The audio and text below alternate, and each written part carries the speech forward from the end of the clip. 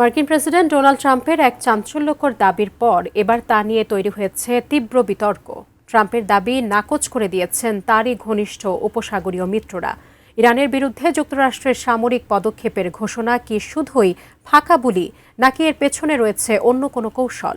মধ্যপ্রাচ্যে যুদ্ধ আর কূটনীতির এই নতুন সমীকরণ নিয়ে বিস্তারিত জানাচ্ছেন ত্রিবেণী তনু।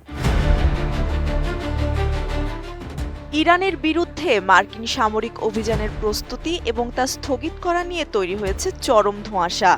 মার্কিন প্রেসিডেন্ট ডোনাল্ড ট্রাম্প দাবি করেছেন, সৌদি আরব, কাতার ও সংযুক্ত আরব আমিরাতের নেতাদের অনুরোধেই তিনি ইরানের উপর পরিকল্পিত হামলা থেকে আপাতত পিছিয়ে এসেছেন।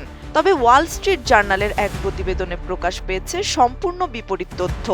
উপসাগরীয় দেশগুলোর শীর্ষ কর্মকর্তারা স্পষ্ট জানিয়েছেন, ওয়াশিংটনের এমন কোনো আসন্ন সামরিক পরিকল্পনার কথা তারা জানতেনই না। 18 মে ডোনাল্ড ট্রাম্প ঘোষণা করেন, উপসাগরীয় অঞ্চলের নেতারা কূটনীতিকে আরেকটি সুযোগ দেওয়ার অনুরোধ করায় তিনি হামলা স্থগিত করেছেন।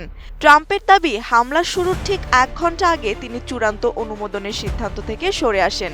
তবে মিত্রদের অন্ধকারে রেখে ট্রাম্পের এই স্ববিরোধী বক্তব্য আন্তর্জাতিক মহলে নতুন করে বিতর্কের জন্ম দিয়েছে।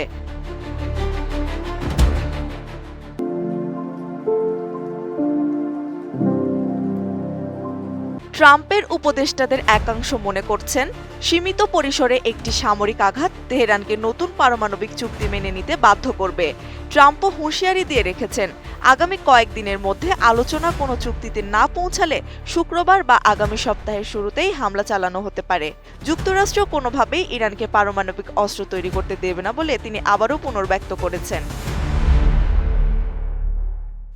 ওয়াশিংটনের এই প্রচণ্ড সামরিক চাপের মুখে তেহরানও পরোক্ষ আলোচনার মাধ্যমে কূটনৈতিক পথ সচল রাখার চেষ্টা করছে। মধ্যস্থতাকারী দেশ পাকিস্তানের মাধ্যমে ইরান 14 দফার একটি নতুন প্রস্তাব পাঠিয়েছে ওয়াশিংটনে। এই প্রস্তাবে লেবানন সহ পুরো অঞ্চলে সংঘাতের অবসান, মার্কিন নিষেধাজ্ঞা ও নৌ অবরোধ প্রত্যাহার, জব্দ করা সম্পদ অবমুক্ত করা এবং ইরানের সীমান্ত থেকে মার্কিন সেনা প্রত্যাহারের দাবি জানানো হয়েছে।